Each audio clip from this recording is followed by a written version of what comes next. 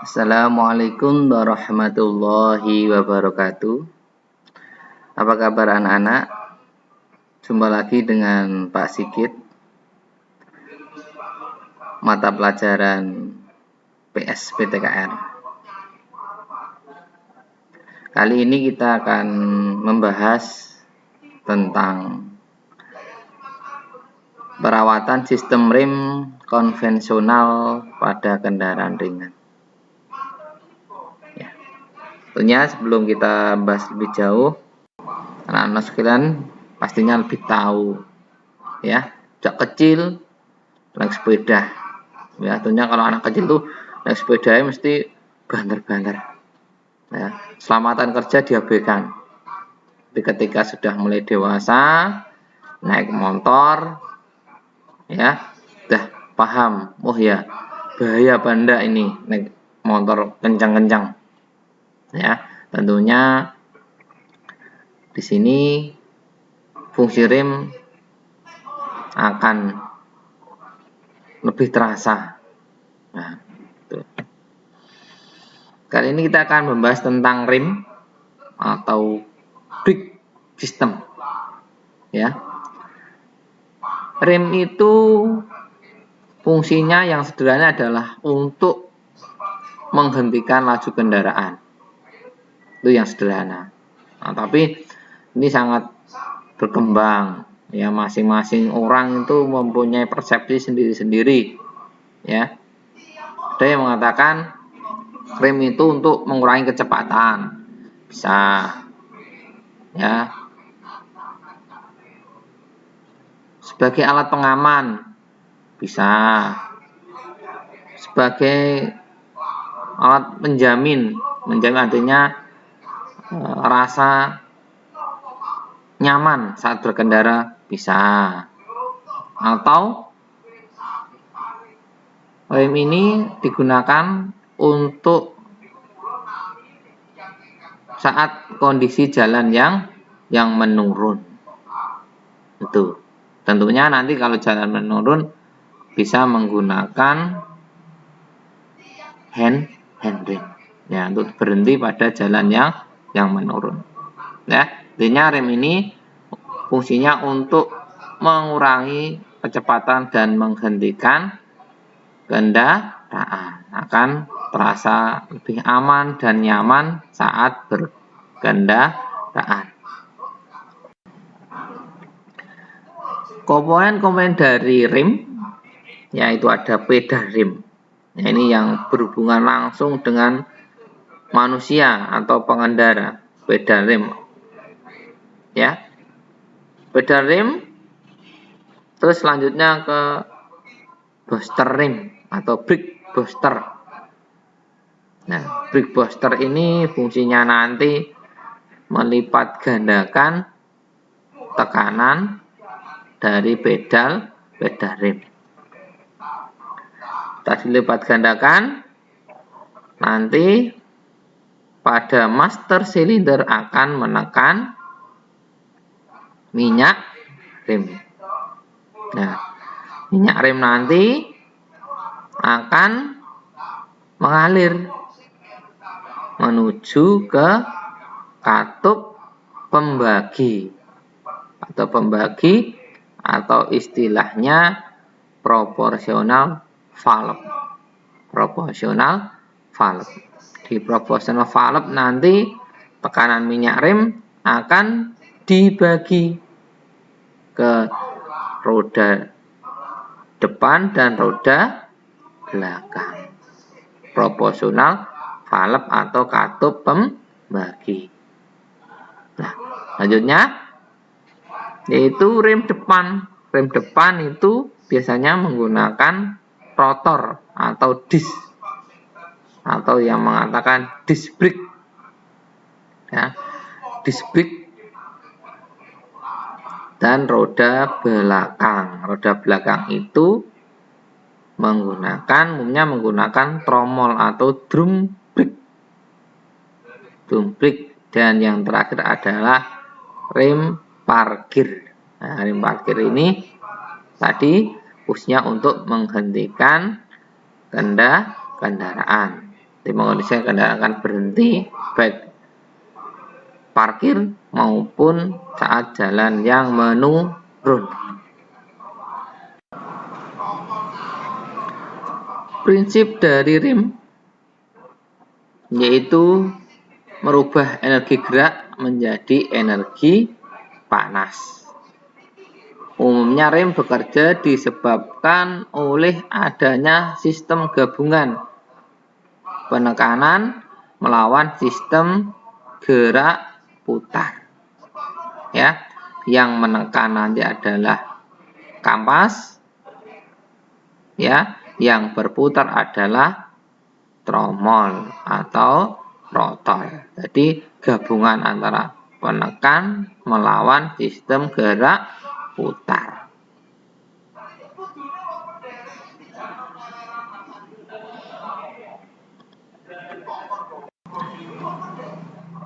Untuk tipe-tipe rem, ya, tipenya ada 3.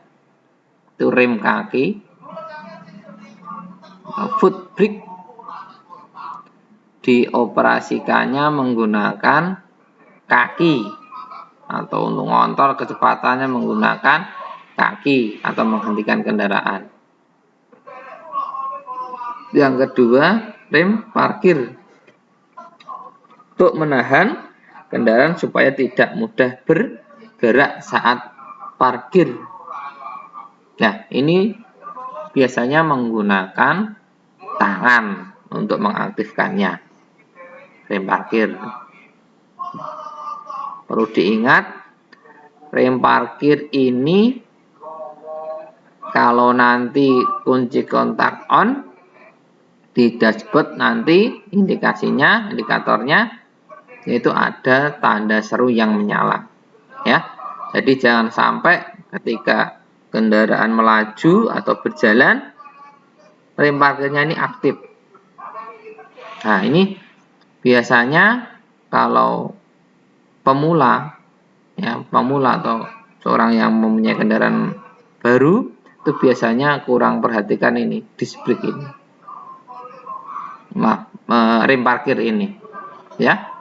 Yang kedua adalah tergesa-gesa, ya. Jangan sampai kalian nanti memakai kendaraan baik sepeda motor, mobil, ya, jangan tergesa-gesa. Ini bisa membahayakan diri sendiri maupun orang lain.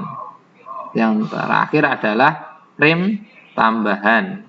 Ya, rem tambahan ini biasanya digunakan pada kendaraan yang besar dan membawa beban yang berat. Disc brake. Ya.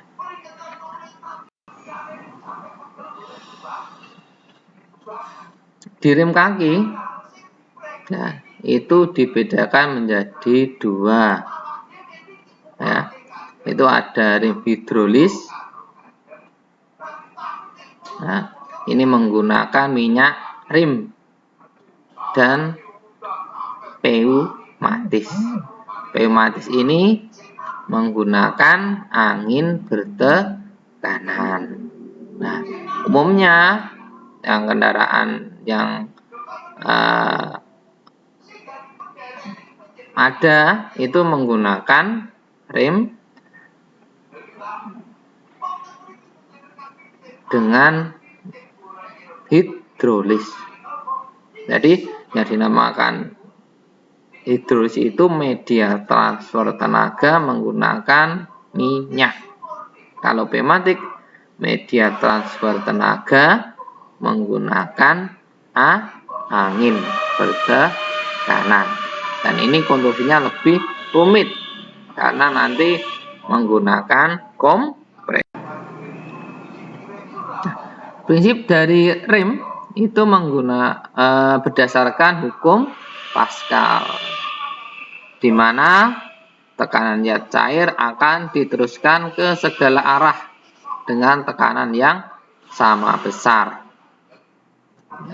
Tekanan dibangkitkan oleh master silinder dan diteruskan ke pipa-pipa, saluran, dan silinder roda.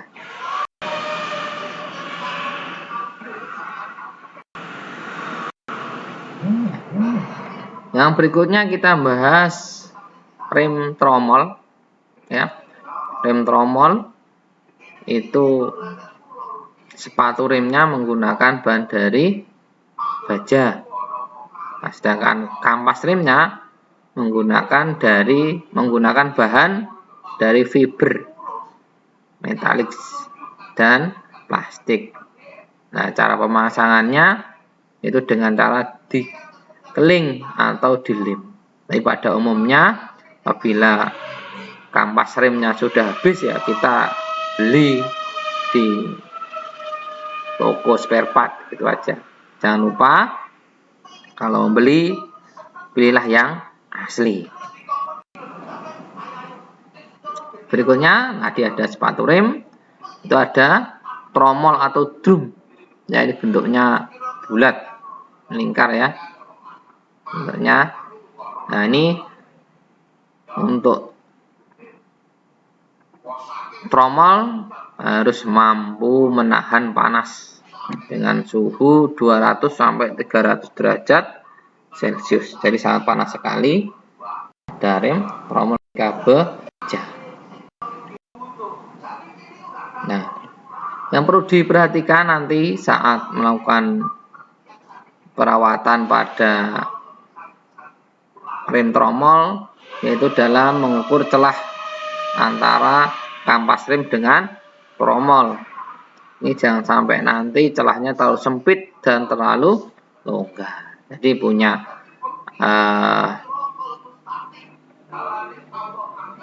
standar celahnya berapa. Nah, nanti dalam melakukan perbaikan jangan lupa menggunakan manual book, ya, manual book. Oke. Celah yang besar nanti akibatnya respon pengereman akan turun, dan celah yang terlalu sempit nanti akan menyebabkan macet, rodanya tidak bisa berputar. Selain itu, kampas remnya akan cepat aus karena bergesekan antara kampas rem dengan tromol.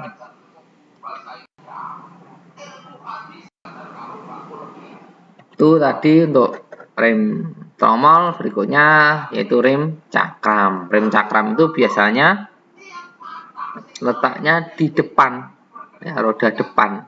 Nah, komponennya itu yang utama ada 3, yaitu cakram, dispet, dan kaliper. Nah, keuntungannya apa rem cakram? Keuntungannya radiasi panas lebih baik. Ya, jadi panas yang ditimbulkan proses pengeremannya itu mudah terurai karena konduksinya itu terbuka. Nah, bila kena air lebih cepat kering. Nah, terus yang ketiga, konduksinya lebih sederhana. Yang keempat adalah mudah perawatannya. Nah, itu keuntungannya, sedangkan kerugiannya membutuhkan tekanan hidrolis yang besar, ya, karena penampangnya yang sempit, yang kecil, maka harus tekanan hidrolisnya harus yang besar.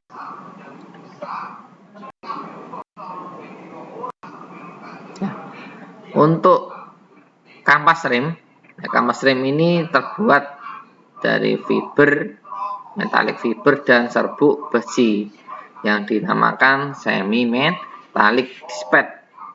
Nah, kalau diperhatikan teliti pada disc brake, ya, itu ada celah yang ada di tengah, itu menunjukkan batas ketebalan pada kit yang diizinkan. Jadi nanti kalau celahnya sudah tidak ada, berarti cenderung kampasnya sudah habis. Nah, terus yang dudukannya dari sim yang tipis itu untuk mencegah bunyi menderit pada saat pengerem.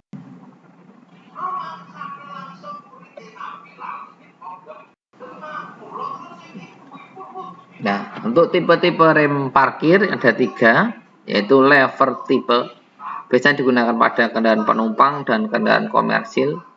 Stick tipe biasanya digunakan pada kendaraan komersil. Dan yang terakhir adalah pedal tipe. Biasanya digunakan pada kendaraan penumpang dan kendaraan mewah.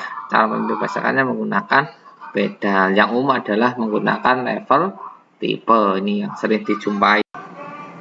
Singgung tentang booster rim, itu melipat gandakan tekanan pedal. Nah, tadi katup penyimbang yaitu membagi tekanan minyak rim ke masing-masing roda.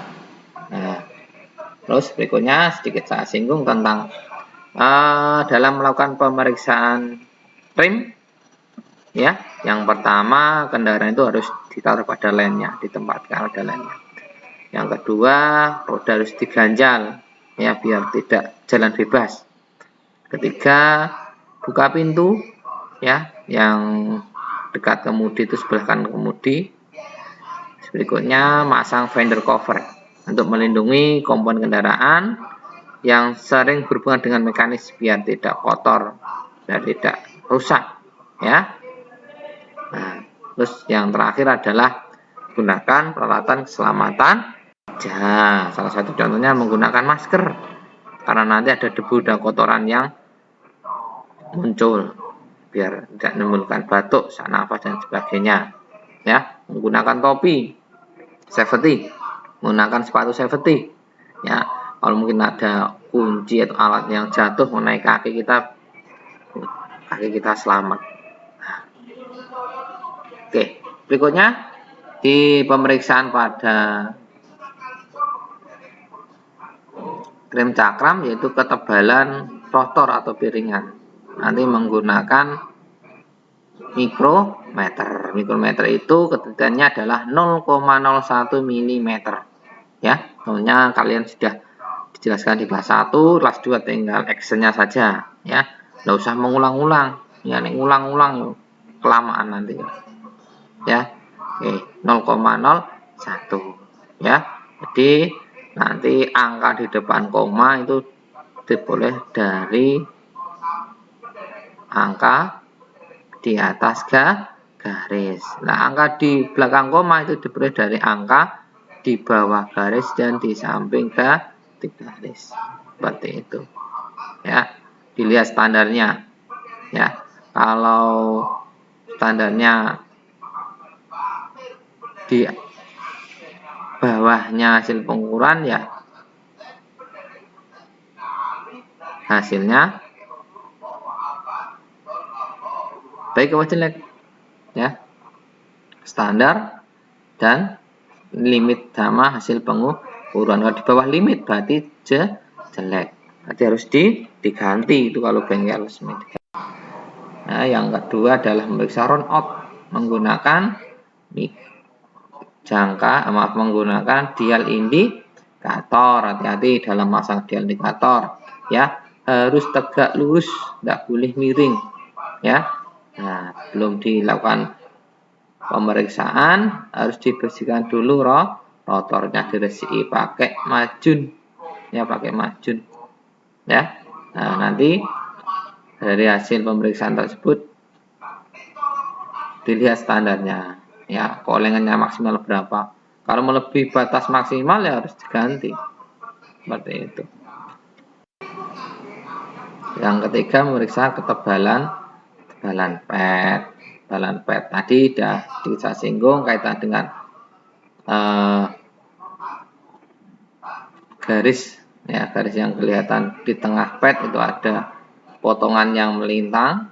Nah, bila potongan sudah nggak kelihatan berarti kampas sudah aus. Nah, untuk mengukur ketebalan ped gunakan jangka sorong atau mistal. Untuk pada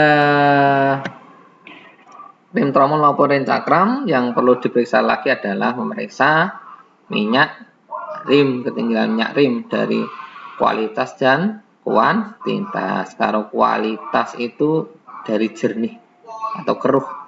Kalau keruh berarti diganti, ya, dikuras dulu dan yang baru. Nah, kalau kuantitas itu banyaknya minyak rem pada reservoir atau penampungan. Kalau di bawah maksimal ditambah, ada garis maksimal di situ, ya. Oke. Nah, terus yang berikutnya adalah memeriksa hand rim, yaitu dengan mengukur klik, jumlah kliknya, ya. Lihat standarnya, ada yang 6 klik, ada yang 8 klik. Tinggal ditarik aja sambil hitung, ya. Jangan cepet-cepet, yang cepet-cepet meriksanya ya nggak bisa ngitungnya, ya. Itu pelan-pelan, tak tak tak tak tak tak gitu, ya. Nah. Terus berikutnya yaitu memeriksa ketinggian pedal rem, ya. Di pedal rem diperiksa ketinggiannya menggunakan mistar, ya. Kalau kurang jelas ya pakai lampu senter, lampu kepala itu. Dilihat standarnya. Kalau terlalu tinggi sekali berarti harus di setel ulang lagi, ya. Tuh. Berikutnya yang terakhir adalah memeriksa free play atau gerak bebas pedal rem. Bebas pedal rem. Ya. Ini penting sekali, jadi ketika nanti kaki berada di atas pedal rem tiba-tiba nginjak, kalau nggak ada free play-nya nanti remnya langsung bekerja. Jadi butuh yang namanya free play. Demikian anak-anak penjelasan tentang perawatan rem konvensional, ya. Semoga apa yang kita pelajari membawa barokah untuk kita semua. Kita dijauhkan dari bala ini. Semoga COVID-19 ini segera berakhir dan kita bisa ketemu bertatap muka, ya. Itu dari saya, cukup sekian dulu. Wassalamualaikum warahmatullahi wabarakatuh.